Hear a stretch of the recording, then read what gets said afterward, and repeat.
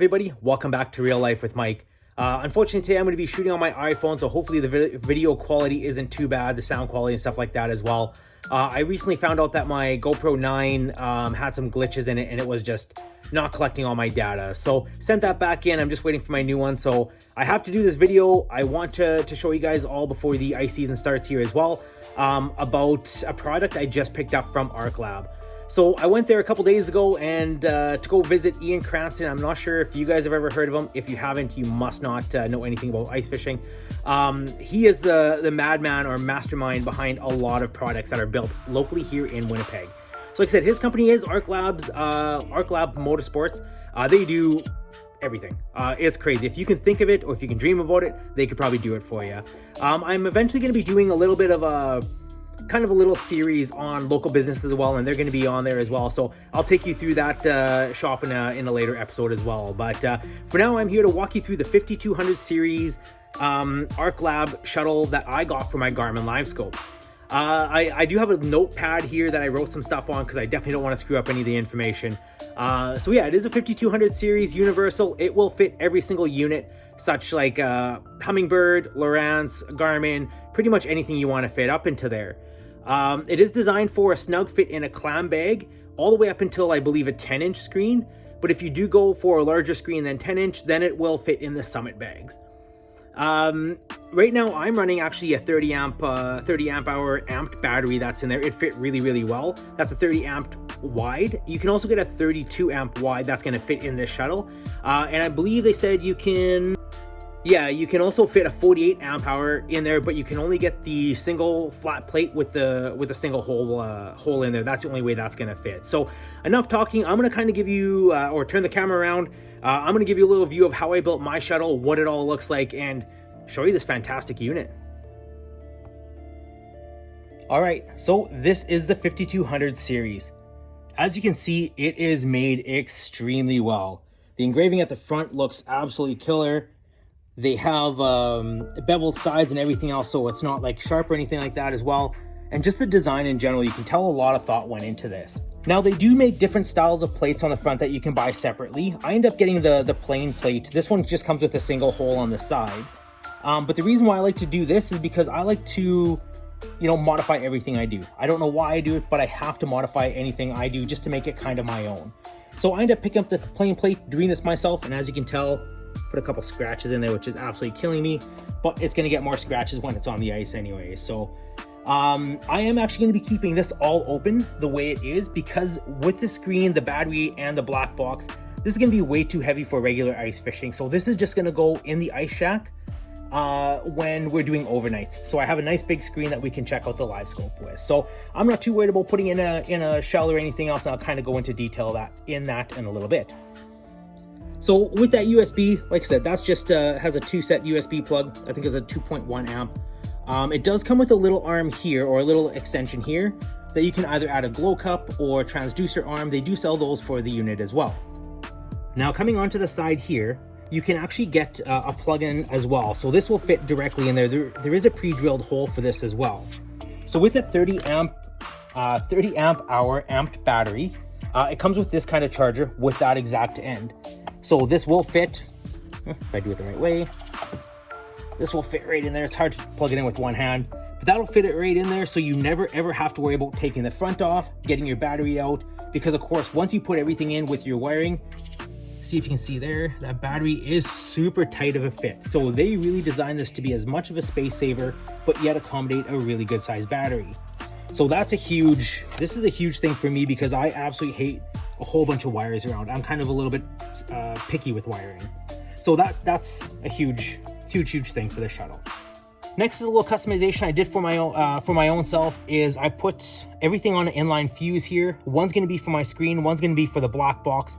I didn't end up putting one for the USB because, it's just a USB. I'm not overly concerned about what that's going to power. Mostly it's just power source. So see if I can open one of these with hand. There we go. So as you can see, like I say, it just has holds the fuses that are in there, and it's just kind of stuck in there with a really strong double-sided tape.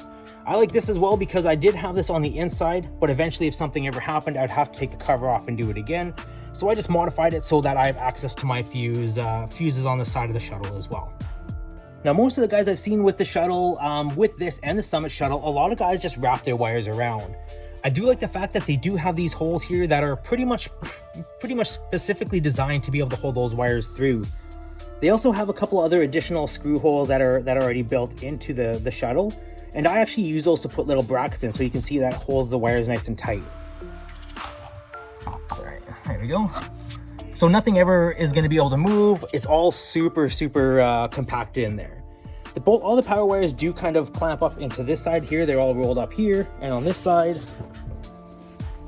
the network cable that comes out from the back of the black box goes through, and then that also gets wrapped around here, which will come up to the back of the screen as well.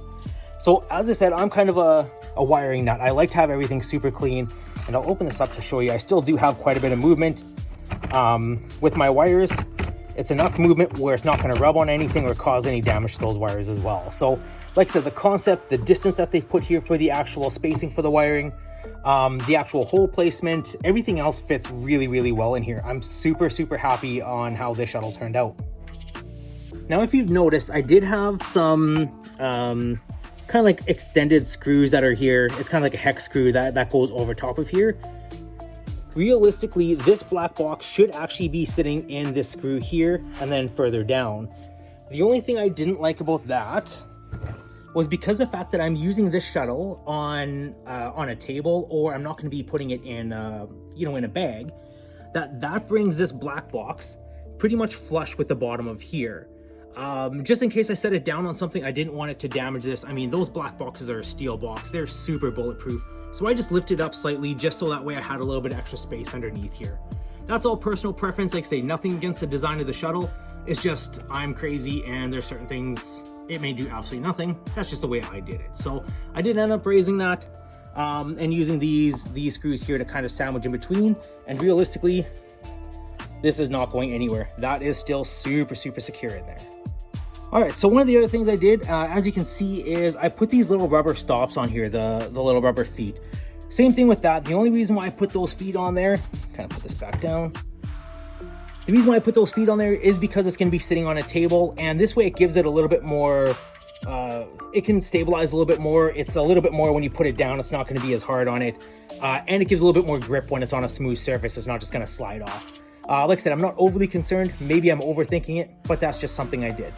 Now, last thing I haven't done yet, and maybe I'll do a final video of when I'm done this whole Shuttle here, is I'm going to be taking some sort of a aluminum bracket or something like that as well, attach it to the arm for the transducer arm. But I'm going to be making a custom bracket that I can put out and then have my GoPro camera so it can film the actual screen. The hardest thing is I haven't decided on how I want to have it swing out, the dimensions. I almost have to sit in my tent and adjust that metal bar so that way my GoPro isn't sitting right in the middle of my screen and I can still see that. So other than that, that's pretty much the walkthrough of the 5200 series Shuttle. Hopefully that helps. If you guys are looking at buying one, feel free to contact Ian Cranston or ArcLabs. I'll put the description in the link below. They are definitely worth every single penny that you can put into them.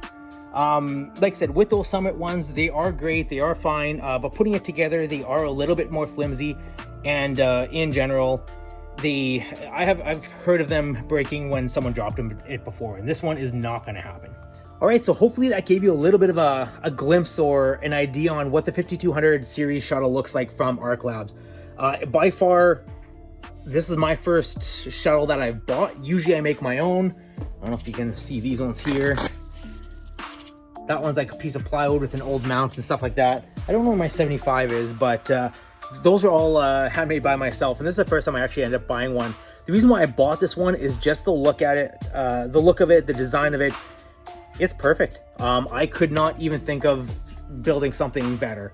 The way that they designed it is very compacted. It's a very smooth design. It looks really nice, and it's super durable, which is 100% why I want to buy it. So if you guys have any other questions about that, I know Ian Cranston at ArcLab. Go check him out on their webpage. I think it's ArcLab Motorsports. Check him out on Facebook. Check out Ice Fishing Manitoba. He's everywhere. Like I said, he's the madman of ice fishing and just modification in general. So he'll be able to answer any other questions, or you can give me a comment and I can send you some info as well. I will have their contact info pasted in the comments below or in the info below, so go check them out as well and see their other stuff. They have a whole bunch of stuff. Like, bolt brackets, transducer mounts, live scope mounts and poles. Yeah, I couldn't even say the stuff that they have. I know when I went to go visit, it was a couple days ago I was there, and I think Ian had another 5 or 6 other designs that he was working on that he was showing me, which is just dumbfounded how much stuff that's going on in that guy's head. So like I said, hopefully that helps you make your decision on getting that 5200 series shuttle. If it was me, there's no decision to be made. Has to be done. They're absolutely great units. So I'm gonna get this all ready. I'm gonna kind of clean everything up around here, get it all charged up. We're gonna take it on the boat and try it out, see if I can get some timelines and how long that 30 amp hour is gonna last with the 102 and the black box. And I'll be posting that on a separate video. So, but like I said, we'll see how it goes. Sunny outside right now, but winter is coming, so get ready. Until we see you on the water or ice next, keep it real.